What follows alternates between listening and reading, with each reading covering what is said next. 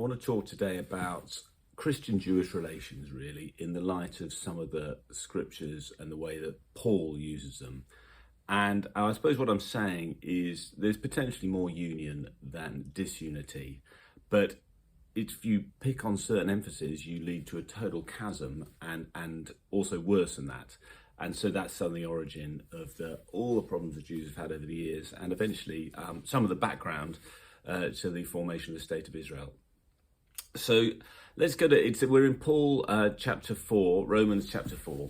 And what Paul does here is he's trying to make sense of his own life experience and how he could have been brought up Jewish, and have respect for the kind of Jewish scriptures and stories, but have come to a totally different conclusion about what he should do. So until Paul was around, or if you're even a conventional Jewish interpretation, when God promises to Abraham that his descendants will number more than the stars in the sky, you would think these are genealogical descendants. You know, these are the people who kind of come from his line, Abraham and Sarah's line. And the other thing you might think is it's what unifies Jews is a sort of same practice. So Jews get circumcised, Jews don't eat pork, Jews keep the Sabbath very strictly and would see their families on the Sabbath and attend synagogue. There are sort of unifying factors. And Paul is stuck because he knows all these unifying factors. He's lived them out for 30 years or whatever, however long it was till he became a Christian, when he was known as Saul, and he was on the Jewish side, in this case, persecuting Christians as a dangerous cult. For reasons I'm not going to go into now, he just has a total reversal, a conviction that Jesus is the way. And if Jesus is the way, then a consequence of Jesus being the way is that a lot of what he thought before cannot be right anymore.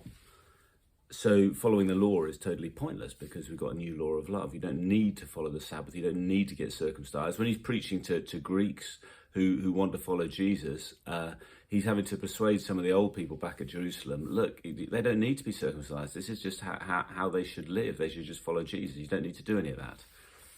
And in Genesis, the second half of Romans, he comes to a theological, probably an innovation. And he notices something in a verse, which is that when Abraham believed God's promise, which after all seemed very unlikely because Sarah was extremely old, so how was he going to have children? It says it was reckoned to him as righteousness. In the Septuagint translation of the Old Testament, that is dikaiosune, which means righteousness. Now, Paul is not interested in rules. He is very, very interested in righteousness, which is or being made righteous or being justified.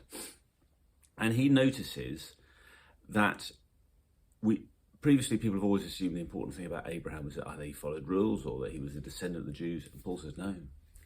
The important thing about Abraham was that he believed God's promise. He was a person of faith. And that is part of his great switch to following Christ, following the Lord is not about following rules. It is about just having faith in him. And this gets hot-wired into the church when Luther, in the Reformation, rereads Paul and sees all this coming out there. And Luther is both the most brilliant theologian of the Reformation, one of the great theologians of the second millennium. He is also an anti-Semite, and it's one of these problems we've got to deal with. But in emphasizing distance from the Jews, on the one hand, there is a sort of ridicule of Jewish legalism, as in these rules are totally pointless and stupid. But that ridicule, it could have just stayed a disagreement. It moves from ridicule and it moved into persecution as well. And this horrific coincidence of a revitalization of the understanding of Paul and his emphasis on faith with a revitalization of a persecution of the Jewish minority because they were still following the rules and they weren't following Jesus. And one could blame them for the killing of Jesus, even though, of course, that's not the true analysis of the Passion narratives. And so deep kind of buried into Christian theology is this dilemma and a question of how Jewish we are. After all, Paul was quoting Genesis, but also the distance. And once you get too much distance involved, distance can lead to a view of the Jews as an other who should be not just challenged or argued with, but persecuted. And of course, after 1,000 years of persecution and a Holocaust, that feeds into Zionism and the desire for a safe Jewish state. And that is a very profound thing. It is also a problematic thing. And kind of Christians are stuck with it, I think. But that's what Paul's grappling with. And I wonder, if you go back to Romans 4, though, you see he's actually miles away from wanting to do any persecution. He's just got a profound disagreement about the way you should live your life, and he feels that these rules should be dispensed with. And I think if only we could kind of get kept to just the original purpose of what Paul was writing about. And Paul even tries to reconnect with Judaism. He says even though the rules are not what it's about, he reconnects through this idea of faith, the promise of faith in Abraham. And that points, I think, to a slightly better way than what we've actually managed to do in Christian-Jewish relations in the last 1,000 years.